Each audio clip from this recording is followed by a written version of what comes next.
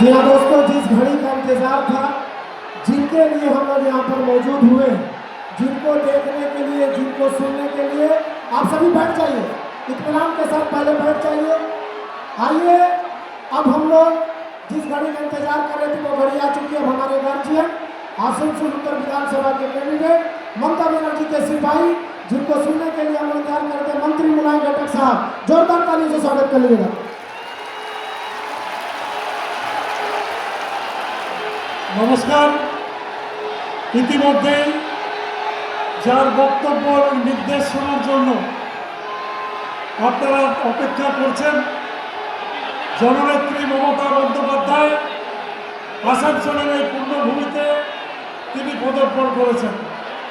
আর অল্পক্ষণের মধ্যেই তিনি তার বক্তব্য রাখবেন। আসানসোল উত্তর বিধানসভায় আমি প্রার্থী, আমাকে প্রার্থী করার জন্য আমি নতমস্তকে প্রণাম জানাই আমাদের নেত্রী মমতা বন্দ্যোপাধ্যায়কে। ইতিমধ্যে সমস্ত পাড়ায়, সমস্ত এলাকায় আমি নিজে পৌঁছেছি, গিয়েছি, আপনাদের সাথে যোগাযোগ করেছি, দেখা করেছি এবং আমাদের বক্তব্য আমরা তুলে ধরেছি। তাই এই মঞ্চ থেকে আমি দীর্ঘ বক্তব্য রাখতে চাই না, খালি এইটুকু বলতে আপনাদের সামনে উপস্থিত হয়েছি যে আগামী 23 তারিখ আসানসোলের নির্বাচন। এই নির্বাচনে আপনাদেরকে ভোট দিতে হবে।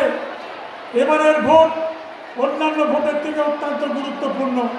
তাই একটাই ভোট যাতে নষ্ট না হয়, একটা ভোট যাতে কোনোভাবেই অন্য কোনোভাবে নষ্ট না করা হয়, সেই প্রচেষ্টা আমাদেরকে করতে হবে।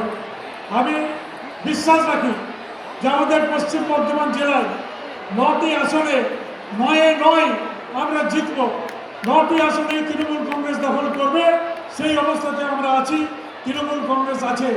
তাই আপনাদের আশীর্বাদ নিয়ে আপনাদেরকে আজকে আরও একবার এই নির্বাচনে তৃণমূল কংগ্রেসকে ভোট দেওয়ার জন্য এবং আসানসোল উত্তর বিধানসভায় 3 নম্বর বোতাম টিপে তৃণমূল কংগ্রেসকে ভোট দেওয়ার জন্য আবেদন জানিয়ে আমার বক্তব্য এখানে শেষ করছি।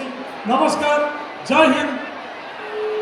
তৃণমূল কংগ্রেস জিন্দাবাদ, মমতা ব্যানার্জি জিন্দাবাদ। জয় বাংলা, জয় বাংলা।